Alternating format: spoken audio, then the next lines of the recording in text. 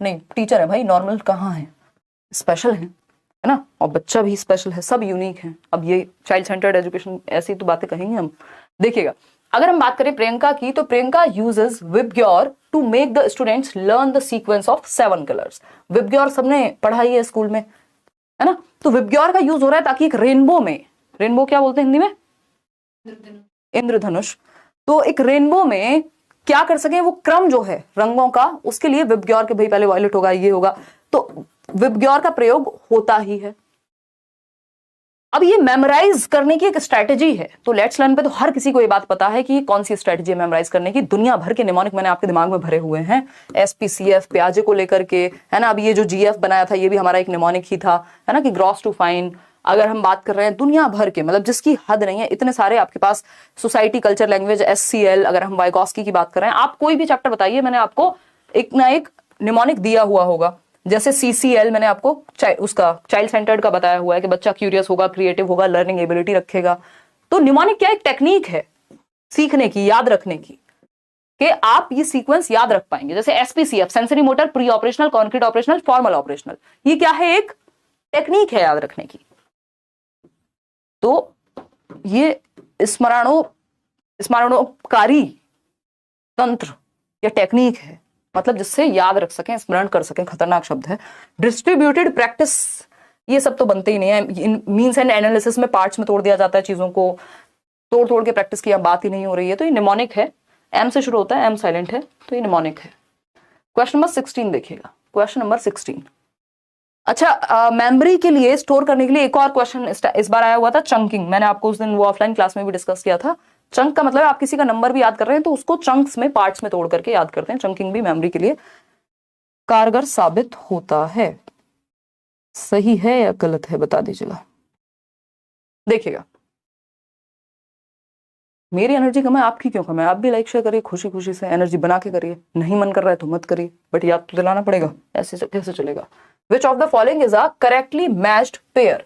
भाई पेयर है, एक ए है, दूसरी तरफ बी है, इधर क्रिएटिविटी लिखा हुआ है, इधर कन्वर्जेंट थिंकिंग। कौन सा करेक्टली मैच्ड है? डिसलेक्सिया के साथ डिफिकल्टी इन रीडिंग। बताइए क्या आंसर होगा? 62% लोग ही बता पा रहे हैं, जबकि डिसलेक्सिया इतनी बार डिस्कस कर चुके हैं कि डिसलेक्सिया क्या है, पढ़ने में कठिनाई है, लेखन वैकल्य यानी विकलता या वैफल्य या विफलता है पढ़ने में, डिसलेक्सिया ईशान अवस्थी, याद कीजिए। क्रिएटिविटी कन्वर्जेंट नहीं डाइवर्जेंट होती है, दिशाओं में सोचा जाता है क्रिएटिविटी में, ठीक है, तो ये तो गलत हो गया। इंटेलिजेंस होगी कन्वर्जेंट थिंकिंग से जुड़ी हुई। इंटेलिजेंस यूनिटरी ट्रेट है? बिल्कुल भी नहीं, ये मल्टी डिमेंशनल ट्रेट है। यूनिटरी ट्रेट किसने कहा था? एल्फ्रेड बिने ने। उस थियरी को नकार दिया गया, कोई नहीं मानता आज की डेट में। अगर हम कहें तो गार्डनर कहते हैं क्या है ये? मल्टी डिमेंशनल मल्टीपल इंटेलिजेंस है। बुद्धि कई प्रकार की हो सकती है। डांस मत करो, बैठ जाओ शांति से। क्वेश्चन नंबर डी देखिएगा, इंक्लूजन यानी education for learners with disability in special schools. भाई इंक्लूजन यानी समावेशन का मतलब ये नहीं है कि सिर्फ डिसेबिलिटी वाले बच्चे होंगे। एजुकेशन फॉर ऑल, जो रेगुलर बच्चा है, नॉर्मल बच्चा है, एवरेज बच्चा है, वो भी है, स्पेशल बच्चा भी है, गिफ्टेड बच्चा भी है, सब है यहाँ पे। तो आंसर क्या सही हुआ? सिर्फ बी ऑप्शन ही करेक्टली मैच्ड था। क्वेश्चन नंबर 17, अगर आपके कॉन्सेप्ट सही है क्वेश्चन गलत नहीं होगा अगर आप तसल्ली से पढ़ेंगे बिना स्ट्रेस के। क्वेश्चन नंबर 17 है, which of the following strategies are effective for successful implementation of inclusion. समावेशी शिक्षा 5 नंबर का टॉपिक है, यानी हर बच्चे को इंक्लूड करके आप सिखाएं, उसके लिए कौन सी स्ट्रेटेजी इन 4 में से बेहतर है या चारों बेहतर हैं, ये आपको पढ़ के समझना ही होगा। एनसीएफ 2022 थोड़ा बहुत ऊपर ऊपर से करा दीजिए, अगर हमारा पेपर पहले दिन ही है हो गया तो, क्योंकि पिछली बार एनईपी पूछा था। आसिफ रेजा कह रहे हैं यार क्यों आप में मैं परेशानी पैदा करूं, और आएगा भी कितना क्वेश्चन आ जाएगा अगर आया तो? वैसे मुझे नहीं लगता कि आएगा, बट एक आध क्वेश्चन मुश्किल से। एनईपी बड़ा डॉक्यूमेंट था उससे कहीं ज्यादा, है ना, और उसको आए हुए भी समय हो गया था। अगर आप पेपर की बात कर रहे हैं, पिछले साल आपका पेपर हुआ तो उसको एनईपी को आए हुए भी 1-1.5 साल हो चुका था, तब जाके क्वेश्चन पूछा गया था। तो मुझे नहीं लगता, थोड़ा सा रिस्क ले लेंगे पहली शिफ्ट के साथ, अगर फिर भी समय लगा या लगा कि कराना है तो करा देंगे ऊपर ऊपर से, ठीक है। अगर हम बात कर रहे हैं, सी ऑप्शन कह रहे हैं 49% लोग के इंक्लूजन के लिए यानी समावेशन के लिए क्या जरूरी है? Multiple means of representation of content, यानी डिफरेंट तरीके से भैया बोल के भी समझा रहे हैं, पिक्चर भी दिखा रहे हैं, एक्टिविटी भी करा रहे हैं, बिल्कुल सही बात है। Promoting individualised educational plan, IEP मैंने आपके साथ डिस्कस किया हुआ है, बहुत इंपॉर्टेंट होते हैं इंडिविजुअलाइज्ड एजुकेशनल प्लान। किस चीज के लिए? Child centred education, individual differences, inclusion, यानी इंडिविजुअल की नीड के अकॉर्डिंग आप प्लान बना रहे हैं, ठीक है। सूरज थापा कह रहे हैं पोल वाली मैम बहुत शैतानी करती हैं। करती है ना, उनके बदले आप मुझे रख लो, वो भी आधे पैसों में। सूरज जी, इनको पैसों से नहीं खरीद पाएंगे, पोल के पैसे हम इनको नहीं देते हैं। ये जिंदा है, एहसान कर रहे हैं हम पे, उसके लिए हमारी जायदाद लिखवा लेती हैं कभी कभी बीच बीच में, बस हम तो रह लेते हैं इनके साथ। देखिएगा एक बार, अगर हम बात करें बी ऑप्शन सी है promoting outcome oriented goals instead of process oriented learning. बताइएगा, इनकी शादी वादी करा दीजिए, कहीं भेज दीजिए इनको, तो वो तो चांसेस हैं। देखो मजाक मजाक कर रही हूँ। प्रमोटिंग आउटकम ओरिएंटेड, उसमें भी ये लड़के को ले आए शादी करके घर, तो फिर तो कोई फायदा नहीं होगा, फिर भी आप पोल नहीं लगा पाएंगे। खैर ये फालतू बातें छोड़ देते हैं, पेपर आ रहा है देख लो। Promoting outcome oriented goals instead of process oriented. देखो आउटकम ओरिएंटेड गोल्स नहीं रखने पड़ते होते कि इतने परसेंट आ जाए इसके लिए पढ़ाएं। प्रोसेस ओरिएंटेड के सीखेंगे क्या, प्रोसेस का मतलब है सीख क्या रहे हैं, आउटकम का मतलब है कितने परसेंट सीखा, तो ये गलत हो जाएगा। Setting up same standards for all, जब हम इंडिविजुअलाइज्ड एजुकेशन प्लान की बात कर रहे हैं तो सेम स्टैंडर्ड सबके लिए गलत बात है। थर्ड और फोर्थ गलत है, फर्स्ट और सेकंड सही है। फर्स्ट सेकंड सी ऑप्शन में सही है। कितने लोगों ने सही दिया? 65%। तो C option is the right answer. आगे बढ़ेंगे क्वेश्चन नंबर 18। क्वेश्चन नंबर 18 देखिएगा, समझते हैं। 16 को हिंदी में देख लीजिए, अभी लास्ट में करेंगे फिर। अब तो हे भगवान, इतने खतरनाक लोग हैं, इन्होंने इतनी एनसीईआरटी पढ़ लिया, कह रहे हैं काल बेलिए प्रजाति से पढ़ा दें। तुम भी तो ईवीएस के नोट्स देख रही थी, तो ईवीएस के नोट्स पे काम चल रहा था, प्रूफ रीडिंग पता नहीं क्या क्या कर रही है मैडम। तो अब ऐसी बातें मत करो, इनको समझ में आता है ना। 16 का हिंदी में गलत है क्वेश्चन, अभी पढ़ लेंगे। सी ऑप्शन कह रहे हैं 59% लोग। A student of your class faces problems in expressing views and often switches between school mainstream language and the dialect spoken in her or his hometown। यानी एक बच्चा है, एक आपकी क्लास में, जिसको समस्या होती है विचारों को व्यक्त करने में, खुद को एक्सप्रेस करने में प्रॉब्लम महसूस करता है, और जब स्कूल की भाषा, मान लीजिए इंग्लिश मीडियम स्कूल है, इंग्लिश बोलते बोलते बीच में स्विच कर जाएगा अपनी मदर टंग पर, यानी हिंदी अगर मातृभाषा है या जिस भी जगह से वो आया है, भोजपुरी है, तो उसमें बात करना शुरू कर देगा बीच में, जब उसको तकलीफ होती है इंग्लिश बोलने में। तो अपने डायलेक्ट में जो शुरुआत हो जाती है, बीच में स्विच हो जाता है, ये एकदम नेचुरल बात है। ये क्या है? एकदम नेचुरल बात है, क्योंकि ऐसा होगा जब बच्चा भाषा सीख रहा होगा, अभी तो मातृभाषा ही आती है उसको। बात तो सही है नहीं है? बता दीजिए एक बार। एकदम सही बात है ये। इसका तरीका बताइए कैसे सुधारेंगे या क्या करें इस पे। पहला ऑप्शन है as a teacher you must, क्या करना चाहिए? Emphasise the purity of language usage, यानी आप ये कहेंगे शुद्ध भाषा का प्रयोग करो, ये कहां से दो भाषाएं क्यों मिक्स कर रहे हो, ऐसा नहीं करना होता। बच्चे का एक्सप्रेशन महत्वपूर्ण है, बच्चे का अभिव्यक्ति महत्वपूर्ण है, वो अपनी बात को कह पाए, ये ज्यादा जरूरी है कि किस भाषा में कह रहा है। वो भाषा आप धीरे धीरे सुधरवा देंगे। Recommend the child to a special school, ये तो और खराब बात है, स्पेशल स्कूल तो किसी बच्चे को नहीं भेजना। Introduce similar word meanings in the target language gradually, यानी आप अनुक्रमिक धीरे धीरे ग्रेजुअली जो टारगेट लैंग्वेज है उसमें उन शब्दों को इंट्रोड्यूस करेंगे। यानी मान लीजिए उसको सड़क नहीं पता, हालांकि कॉमन शब्द है, तो मतलब वो सड़क बोलता है, रोड नहीं पता, उसको याद नहीं रहता बोलते समय इंग्लिश में, तो आप धीरे धीरे उसकी भाषा में वो रोड शब्द प्रयोग करेंगे। तो टारगेट लैंग्वेज यानी जो कि इंग्लिश है, स्कूल की भाषा है, उसका धीरे धीरे प्रयोग बढ़ाएंगे, उसमें इंस्ट्रक्शंस देंगे। बच्चा जब कहता है आते हुए कि मैं अंदर आ जाऊं, तो आप कहेंगे हाँ प्लीज कम इन, तो उसको अगली बार याद रहेगा कि मे आई कम इन बोलना होता है। तो ऐसे ग्रेजुअली आप वर्ड मीनिंग्स को धीरे धीरे लेकर के आएंगे। रिब्यूक नहीं करना, रेप्रीमेंड नहीं करना, ये नेगेटिव बातें हैं। डांटना फटकारना बच्चे को नहीं है, आरटी कहता है साफ साफ। क्वेश्चन नंबर 19 देखिएगा, समावेशी शिक्षा की बात हो रही है। क्वेश्चन लेंदी है बट इजी है। बताइएगा मैम, केवीएस पीजीटी के फॉर्म में सब्जेक्ट्स क्या फिल करने हैं? मास्टर्स और बीएड पूछ रहे होगे ना। स्टर्नबर्ग की दीदी, भाई साहब खतरनाक क्रिएटिविटी है आप लोगों की, मुझे चक्कर आ जाता नाम पढ़ के। स्टर्नबर्ग की दीदी जी, बात ऐसी है कि जो आपका केवीएस, मैंने वो फॉर्म नहीं देखा है, वैसे तो मास्टर्स के सब्जेक्ट ही पूछे होंगे, वो जहां पे मतलब वो लिखा होगा, मेरे को एक बार देखना पड़ेगा, मैं फिर आपको बता दूंगी कि एग्जैक्टली क्या पूछा है। अदरवाइज तो बीएड के सब्जेक्ट भी पूछे जा सकते हैं और मास्टर्स के भी, दोनों के ही हो सकते हैं, डिपेंड करता है क्या पूछा है।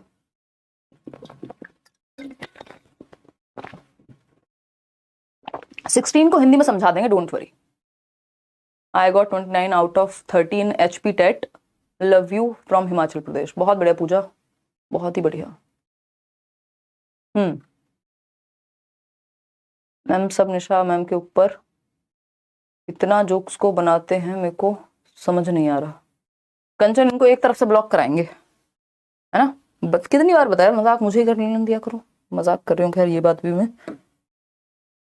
तुम्हें फर्क पड़ता है? आंसू आते हैं जोक्स पे? नहीं, कह रही मजे आते हैं। देखिए question number 19, in an inclusive classroom, यानी एक समावेशी कक्षा में ऐसे ही माहौल बना रहता है।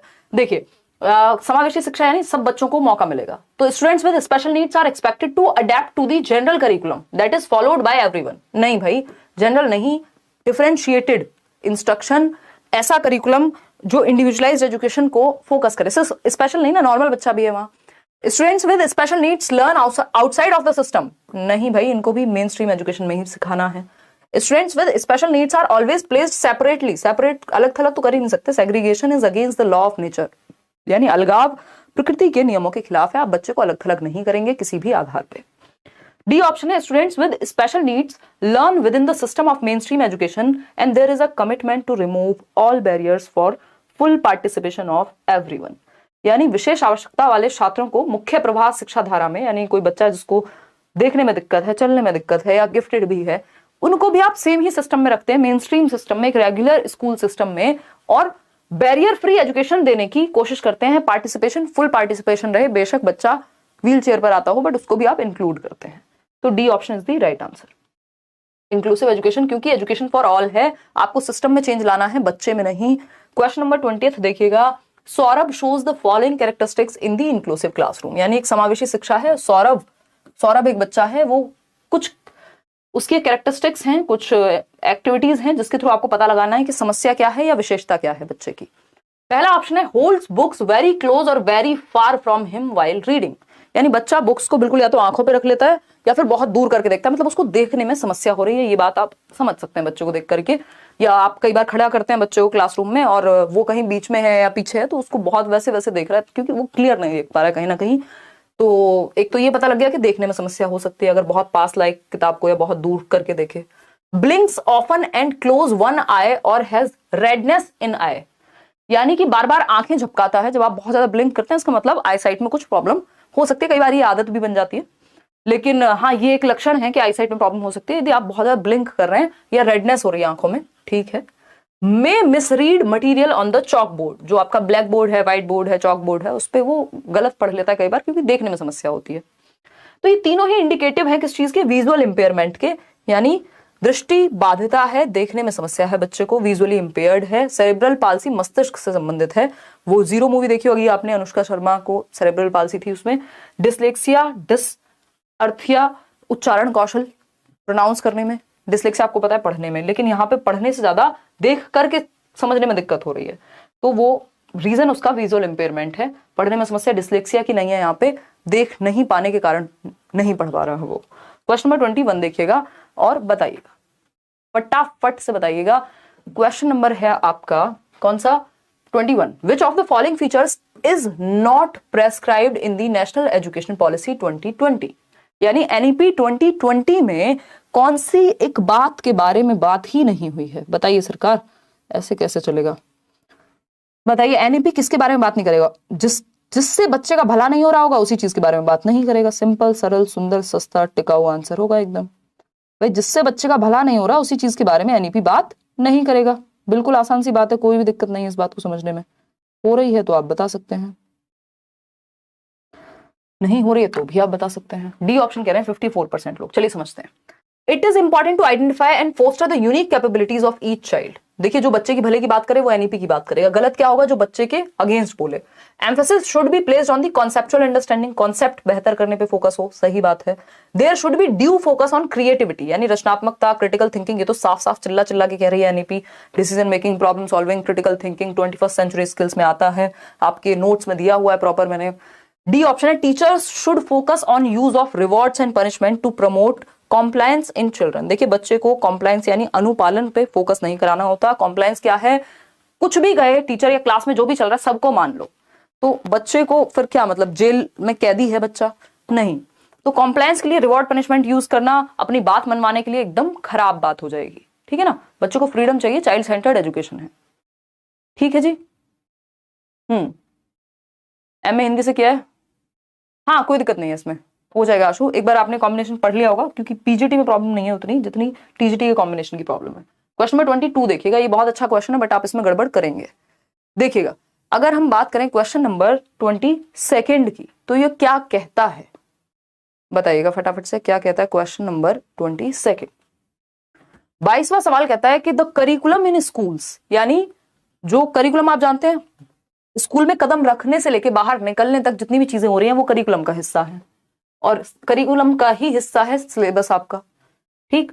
तो the curriculum in school should follow the curriculum principle of moving from, यानी किस सिद्धांत पे बेस्ड होना चाहिए आपका करिकुलम स्कूल के अंदर। जो पाठ्यक्रम है, हिंदी में पाठ्यचर्या ही लिखते हैं बट ये कई बार गड़बड़ कर देते हैं, तो जो पाठ्यचर्या है वो किस आधार पर निर्धारित की जानी चाहिए, बच्चे का भला देख लो।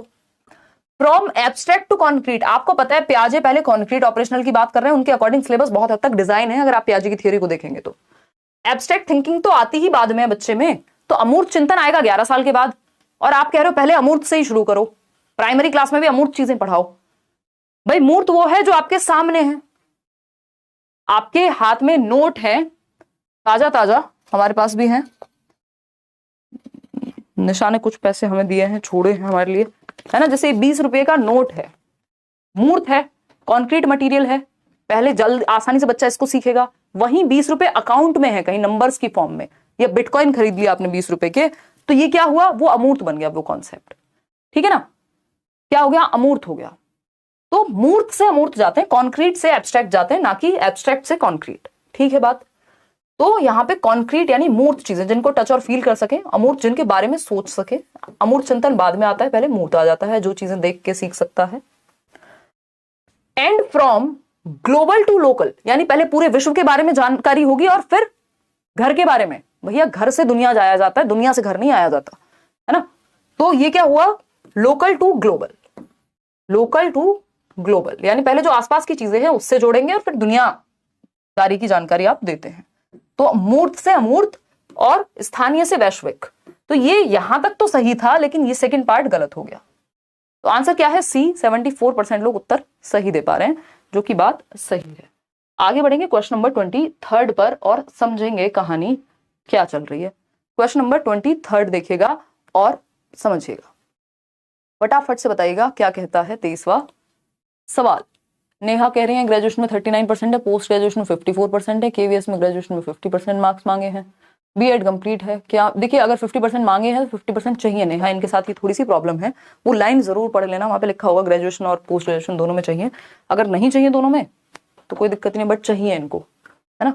ये चीजें DPLSB वगैरह में चल जाती हैं, यहाँ पे इन्होंने थोड़ा सख्त किया हुआ है मामला। मोहम्मद तौहीद आलम कह रहे हैं ma'am 8 to 10 class EVS pedagogy करा दीजिए। पेडागोजी, पेडागोजी नहीं पूछी जाएगी सरकार, केवीएस की बात कर रहे हो ना, है ना, पेडागोजी नहीं पूछी जाएगी।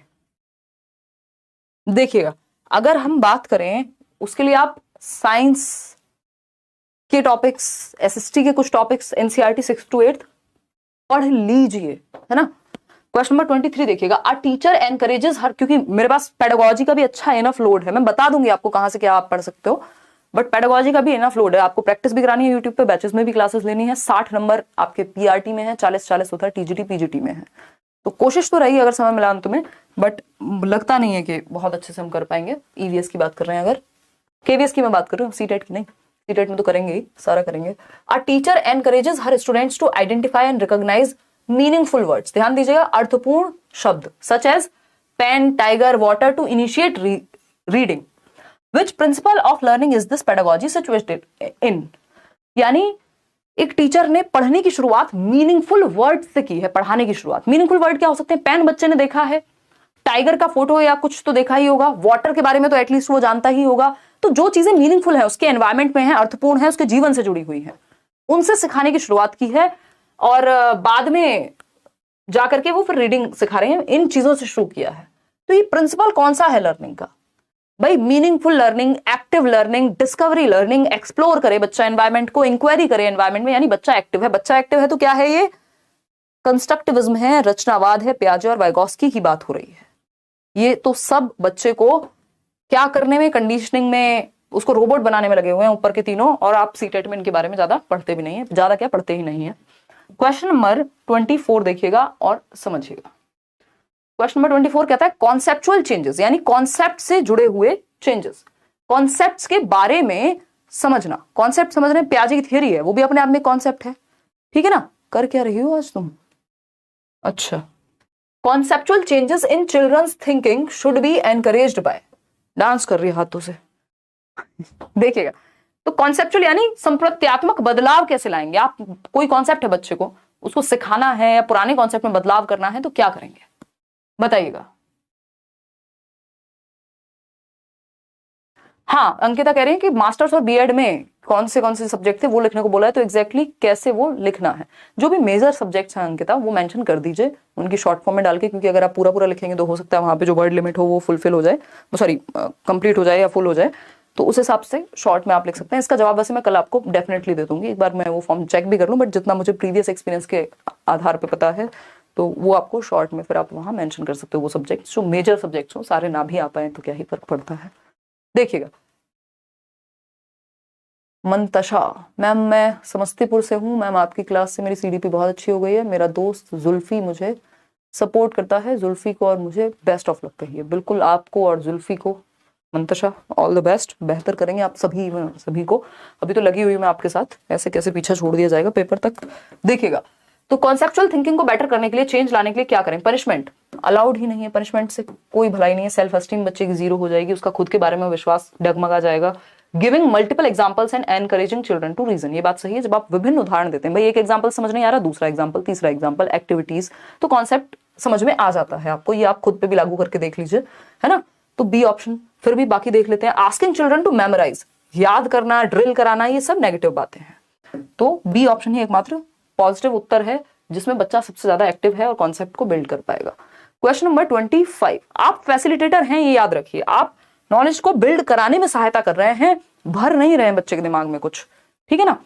क्वेश्चन नंबर 25 है, a student in your class feels anxious and concerned about the competitive environment as a teacher you feel, यानी एक बच्चा है आपकी क्लास में जो एंशियस, चिंतित है, कंसर्न्ड है कॉम्पिटिटिव एनवायरमेंट को लेकर कि इतना कॉम्पिटिशन है, सब गला काट प्रतिस्पर्धा जिसको बोलते हैं, कट थ्रोट कॉम्पिटिशन, मैडम बहुत चिंता हो रही है, क्या करेंगे आप इस स्थिति में कि हमसे अपनी नहीं मिटाई जा रही है, बच्चों की क्या मिटाएंगे, चलिए समझते हैं, मिटा देंगे आप। ऑप्शन ए पढ़िए, high academic anxiety keeps people motivated and responsible and helps in having a more sustainable and prosperous life, यानी उच्च स्तर की शैक्षिक आशंका, या हम कह सकते हैं हाई एकेडमिक एंजाइटी, कि भाई इतने नंबर लाने ही हैं, है ना। ये जो कंपटीशन की भावना है, इससे बच्चे मोटिवेटेड रहते हैं और वो रिस्पॉन्सिबल फील करते हैं और ज्यादा प्रॉस्पेरस लाइफ जी सकते हैं। देखिए, ये अपने आप में फंडामेंटली गलत बात है। अगर कोई कंपटीशन को मोटिवेशन की तरह यूज कर लेता है तो चलिए वो उसकी हित की बात होगी, बट लॉन्ग रन में वो कहीं ना कहीं प्रॉब्लम उसको देता है, और ये एक डिफरेंट माइंडसेट है, ये नॉर्मल माइंडसेट नहीं है, या एक स्वाभाविक बात नहीं है कि कंपटीशन से मजा आए सबको, टेंशन क्रिएट होती है। कुछ लोग होते हैं जो एंजॉय कर पाते हैं, और वो फिर बहुत ही नेगेटिव तरीके से फिर उनको या तो हम रेज कह लें, या उन्होंने अडेप्ट वैसे ही किया, क्योंकि क्या करें अब जब दुनिया में ऐसी ही चीजें चल रही हैं, तो वो सर्वाइवल ऑफ द फिटेस्ट वाली बात कह देते हैं। अदरवाइज ये कोई अच्छी बात नहीं है कि एकेडमिक एंजाइटी है तो उससे बहुत मोटिवेटेड रहेगा बच्चा, बिल्कुल भी नहीं, उसकी सेल्फ एस्टीम की धज्जियां उड़ सकती हैं। बी ऑप्शन है, increased apprehension and uneasiness of the student can also be accompanied by emotional fear which might interfere with students concentration power and memory, यानी विद्यार्थी की बढ़ी हुई संशा, यानी वो इतना ज्यादा अनईजी महसूस कर रहा है कि higher exam exam anxiety, competition का डर, बेचैनी जो है, ये इतनी जो एंजाइटी है, भावनात्मक डर, इमोशनल फियर पैदा कर देगी, और जो वो सच में कर सकता है, जो उसकी एकाग्रता है, कंसंट्रेशन है, याद रखने की क्षमता है, जो वो अच्छा कर सकता था वो भी नहीं कर पाएगा, क्योंकि इमोशंस हावी हो जाएंगे कॉग्निशन पे। बात तो सही लग रही है ना मोहम्मद जमशेद? तो ये बात एकदम ट्रू है, लेकिन पहले वाली बात सही नहीं है, कंपटीशन को नहीं, कोलैबोरेशन को बढ़ावा देना होता है। तो A is totally incorrect, A is incorrect but B is correct, ये बात सही है। दोनों इनकरेक्ट नहीं, बी तो सही कह रहा है ना कि चिंता से नेगेटिव प्रभाव पड़ेंगे, ए तो करेक्ट है ही नहीं, दोनों भी करेक्ट नहीं हो सकते, तो A option is the only right answer. Competition को पॉजिटिव बिल्कुल भी नहीं मानना है, कंपटीशन एक नेगेटिव चीज है यहां बच्चे के कॉन्टेक्स्ट में। क्वेश्चन नंबर 26 देखिएगा और इस पे चर्चा कीजिएगा। देखिएगा, 4 क्वेश्चन और फिर 16th क्वेश्चन की हिंदी पढ़ेंगे।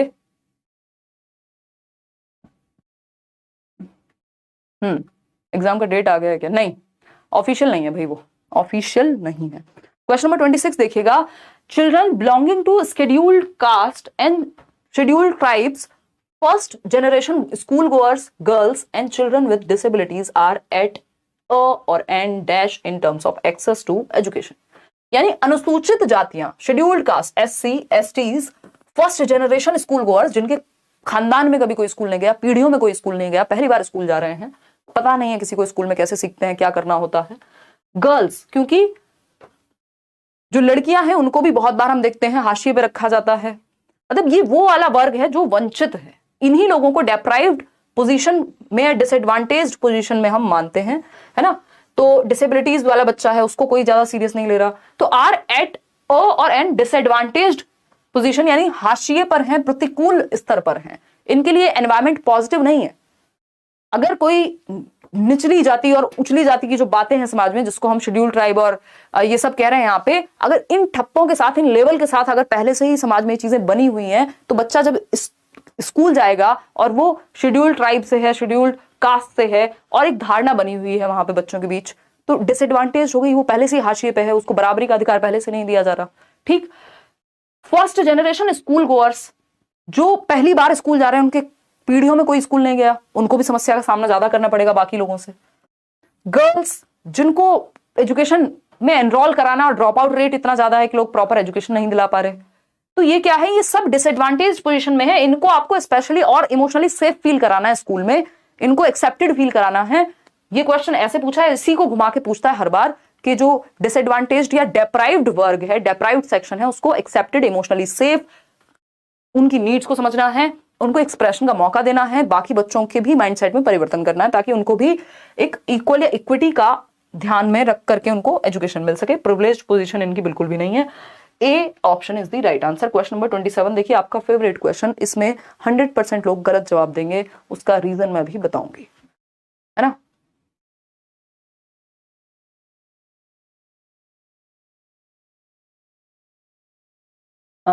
इधर दीदी की क्लास चल रही है और उधर हिमांशु सिंह नाम से बहुत चैनल बन गए, वो अपना ही कुछ ना कुछ डाल रहे हैं। हाँ रूपा, ऐसा होता है, और इस चक्कर में कई बार मतलब छवि भी खराब होती है कई बार, क्योंकि जो अगर मान लीजिए कोई नेगेटिव नोट्स बेच रहा है या कोई गलत न्यूज़ फैला रहा है, और जिन लोगों को नहीं पता है सच में कि वो ऑफिशियल चैनल्स हैं ही नहीं, या वो ऑफिशियल माध्यम ही नहीं है जहाँ से आप ले रहे हैं, तो उनको तो लगेगा पता नहीं मैं ही कौन सा फ्रॉड कर रही हूँ उनके साथ। तो ये बड़ा नेगेटिव है, इस चीज़ को आप आसपास सतर्क करिए। मैं अलग से भी इस पर एक वीडियो बना दूंगी जब भी मुझे टाइम मिलेगा। एक्शन भी हम ले रहे हैं जो ले सकते हैं, क्योंकि एक होता है कि ठीक है, मतलब मुझे लगता है कुछ लोगों का अगर घर चल पा रहा है और वो पॉजिटिव कुछ अगर कर रहे हैं, या ठीक है कुछ कहीं से चल रहा है, ठीक है, उस चीज़ को इग्नोर किया जाता है। बट ये एजुकेशनल पर्पसेस के लिए नहीं, वो फिर अपनी मोटिव्स के लिए, अपने एजेंडा के लिए अगर कोई यूज कर रहा है उस तरह से, तो वो गलत है चीज। देखिएगा क्वेश्चन नंबर 27 देखिए, अजर्शन। अजर्शन क्या है, एक कथन है, और जैसा कि मैंने आपको बताया इसमें सभी को जवाब गलत ही देना है, क्योंकि इसका आंसर सही दिया ही नहीं है सीटेट ने। ठीक, एक कथन है और रीजन है। कथन क्या है, learning in school should be detached from the social context. अगर आपने सामाजिक संदर्भ से हटा दिया लर्निंग को, तो लर्निंग मीनिंगफुल बचेगी ही नहीं, है ना। भाई सामाजिक संदर्भ, जिस सोसाइटी जिस कल्चर में बच्चा रह रहा है उससे जोड़ के पढ़ाना है। Before children enter school they already have a well defined vocabulary and an understanding of concept, यानी एक बेसिक वोकैबुलरी उनकी तैयार हो चुकी होती है, बातचीत करने में वो बिल्कुल परफेक्ट होते हैं। 5-6 साल की उम्र में जब स्कूल आते हैं उससे पहले उनको बोलचाल और उनके पास शब्द भंडार होता है सफिशिएंट कि वो अपनी बात को कह सकें। बेसिक कॉन्सेप्ट्स की उनको अंडरस्टैंडिंग भी होती है। खाली बर्तन नहीं है बच्चा के स्कूल आया तो खाली है, ये बात ट्रू है। अब इसमें इन्होंने ऑल्टरनेटिव ही नहीं दिया, या तो दोनों को सही बता रहे हैं, दोनों सही हो नहीं सकते क्योंकि ए फॉल्स है, दोनों सही नहीं हो सकते, ए ट्रू नहीं हो सकता, both A and R false, ये भी नहीं है। तो इसमें सभी को फ्री नंबर मिला है, क्योंकि इसमें ए गलत है, फॉल्स है, और बी इज ट्रू। ठीक है ना, तो A is false, B is true, ये ऑप्शन में ही नहीं है, तो इसलिए ये फ्री का नंबर है सभी के लिए। Question number 28। क्वेश्चन नंबर 28 देखिएगा, अगर हम समझें, a student feels that she would not be able to achieve success on a test and will never be able to improve her performance, such beliefs about ability। यानी एक छात्रा ये मानती है, उसके दिमाग में ये बात बैठ गई है कि वो परीक्षा में सफल नहीं हो पाएगी, और जो उसकी परफॉर्मेंस है, जो मार्क्स हैं, जो भी वो काम कर रही है स्कूल में, उसको कभी भी सुधार नहीं पाएगी। और ये जो बिलीफ है, ऐसा मान लेना कि मैं तो कभी पास ही नहीं हो पाऊंगी, मुझसे होगा ही नहीं, है ना, और मेरी जो एबिलिटी है वो कभी इंप्रूव नहीं हो पाएगी, परफॉर्मेंस बेटर नहीं हो पाएगी, इससे लर्नेड हेल्पलेसनेस बढ़ती है। इसको सीखी गई अक्षमता कहते हैं, है ना। मेरा बीकॉम और एमए हिंदी है तो मैं पीजीटी हिंदी भर सकती हूँ। तो अगर था आपके पास हिंदी सब्जेक्ट आशु, तो फिर तो आप भर सकते हो। अगर हिंदी नहीं था, अगर लिखा हुआ है ऐसा, तो हिंदी नहीं था, तो फिर तो ईश्वर भी मदद नहीं कर पाएंगे ऐसी स्थिति में। इन्होंने बहुत कॉम्प्लिकेटेड बनाई हुई है जो सब्जेक्ट कॉम्बिनेशन की प्रक्रिया है। सी ऑप्शन 86% लोग कह रहे हैं, यानी increases the students motivation to learn. इससे कोई मोटिवेशन नहीं बढ़ रही, बच्चे में अक्षमता आ गई है, वो कोशिश भी नहीं करेगा कुछ टाइम के बाद। Does not affect the students motivation in any manner, ऐसा नहीं है। जो बच्चे का बिलीफ है, याद रखिएगा, आपका एज अ टीचर बच्चे में विश्वास और बच्चे का खुद में विश्वास बहुत जरूरी है, पॉजिटिव होना, अदरवाइज वो जितना कर सकता है उतना भी नहीं करेगा। लेकिन आजकल टीचर्स खतरनाक है कुछ तो, अब उनको टीचर्स भी क्या ही करें, वो पहले ही डरा देंगे, है ना, वो इतना डरा देंगे कि आप जो कर सकते हैं वो भी नहीं करेंगे उनके डर के चक्कर में। उसमें अपना उनका कोई पर्सनल बेनिफिट है या ईगो को बूस्ट करना है ना, तो वो एक गलत चीज है। Makes the student feel a sense of giving up on the task and experiencing learned helplessness, यानी छात्रा के कार्य छोड़ने की अनुभूति का एहसास कि भाई इस काम को छोड़ ही देती हूँ, फिर जब मुझसे होना ही नहीं है पेपर क्लियर तो क्यों पढ़ूं, छोड़ देती हूँ। और लर्नेड हेल्पलेसनेस कि मुझसे होगा ही नहीं, है ना, 2 ब्रेकअप हुए, 3 हुए, अब तो भाई कोई सही इंसान मिलेगा ही नहीं जीवन में। ये एग्जाम्पल मैं आपको देती हूँ कई बार। तो ये लर्नेड हेल्पलेसनेस है कि हम अगर कुछ कारणों से, कुछ वजह से कई बार फेल हो गए किसी चीज में, तो हमें लगता है कि अब सफल नहीं होंगे, जबकि वो जो बिलीफ है उसको ठीक करके सही अप्रोच का पालन करना है ना। ऐसा थोड़ी है कि आसमान से परियां या परे आते हैं जो पेपर क्लियर करेंगे, इंसान ही कर रहे हैं। तो हमारी अप्रोच में या मेहनत में कहीं ना कुछ गड़बड़ है, कहीं ना कहीं। तो ये इसकी वजह से ऐसा हो सकता है, अगर बच्चे में ये बिलीफ आ जाए कि मेरे से होगा ही नहीं, तो लर्नेड हेल्पलेसनेस आ जाएगी और वो काम छोड़ देगा। इससे रिलैक्स कोई नहीं बनता। C option is the right answer. आगे बढ़ते हैं क्वेश्चन नंबर 29 पर, सेकंड लास्ट क्वेश्चन है, which of the following strategy by teacher is most effective in keeping students continually motivated, यानी कौन सी एक स्ट्रेटेजी है टीचर के द्वारा जो प्रयोग की जाए जिससे बच्चा सतत रूप से लगातार मोटिवेटेड रह सके, है ना, मोटिवेटेड रह सके। बताइए।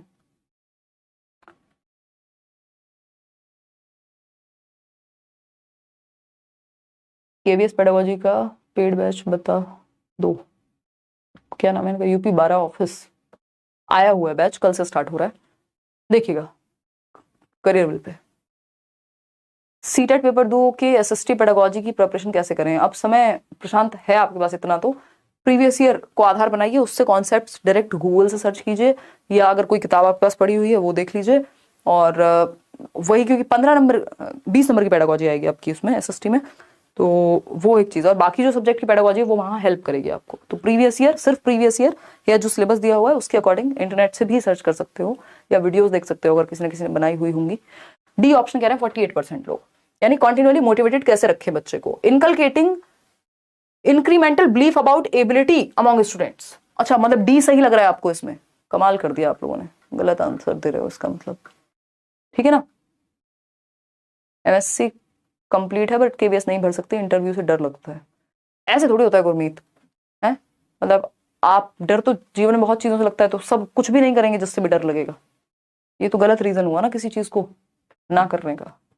पहले निकालो तो सही रिटर्न एग्जाम, फिर इंटरव्यू पे सोचना, वो तो बाद की बात है। इतना समय मिल जाता है आपको कि आप उस समय तैयारी कर सकें, अगर एग्जाम निकाल लिया तो आज से मत करो इंटरव्यू की तैयारी, पहले कर लो रिटर्न। कई लोग कहेंगे दोनों साथ में कर लो, बट ज्यादा धुरंधर नहीं बनना है, पहले एक एक करके टारगेट रखना है, अदरवाइज तो आपके पास 4 साल से तब से करते रहते हैं। तो अभी अगर अब तक नहीं किए तो अभी के लिए सिर्फ रिटर्न पे फोकस करो। 90 आया है, 108 आया पेपर 2 में, टीडीपी में 28 आया आपकी वजह से, इस बार पेपर 2 में हाई स्कोर लाना है, बहुत बढ़िया जमशेद। चलिए खैर, ये सब बातें चलती रहेंगी। देखिएगा, अगर हम बात कर रहे हैं किस चीज की, कि आप लोग जो गलत उत्तर दे रहे हैं, promoting performance oriented goals among students, यानी बच्चे को मोटिवेटेड रखने के लिए परफॉर्मेंस ओरिएंटेड गोल्स। ये बात याद रखिएगा, आपको गोल्स जो है वो परफॉर्मेंस ओरिएंटेड नहीं, मास्टरी ओरिएंटेड या लर्निंग ओरिएंटेड रखने हैं। आप सभी ने जो खुशी खुशी 50% लोगों ने उत्तर गलत दे दिया है ना, तो ये बिल्कुल गलत चीज है। परफॉर्मेंस ओरिएंटेड का मतलब है नंबर लाओ 90%, परफॉर्मेंस ओरिएंटेड गोल बिल्कुल अच्छी बात नहीं है, इससे एक्सटर्नल मोटिवेशन बढ़ती है सिर्फ, और ये एकदम गलत तरीका है। आपको मास्टरी ओरिएंटेड गोल सेट करना है, यानी बच्चे को नॉलेज पे फोकस करना है। कामयाबी झक मार के पीछे आएगी, याद कीजिए 3 इडियट्स को, तो वो मास्टरी ओरिएंटेशन है कि आप सीखने पे तो फोकस कीजिए, नंबर आएंगे। तो मास्टरी ओरिएंटेशन, सही ढंग से सीखना, मास्टरी ओरिएंटेशन, पारंगत होना किसी चीज में, मास्टर होना, इसको दूसरी भाषा में लर्निंग ओरिएंटेड गोल्स भी कह देते हैं कि आपका फोकस सीखने पे है। ठीक, तो ये पॉजिटिव है, ये बिल्कुल नेगेटिव है, इसको बिग नो बोलना है परफॉर्मेंस ओरिएंटेड को, कतई ही नहीं। 45% लोग अभी भी इसी को कह रहे हैं, बताओ हद हो गई। ठीक है ना, तो इससे कोई मोटिवेशन नहीं आती, इससे फियर आता है। एट्रीब्यूटिंग और फालतू का कंपटीशन इंक्रीज होता है।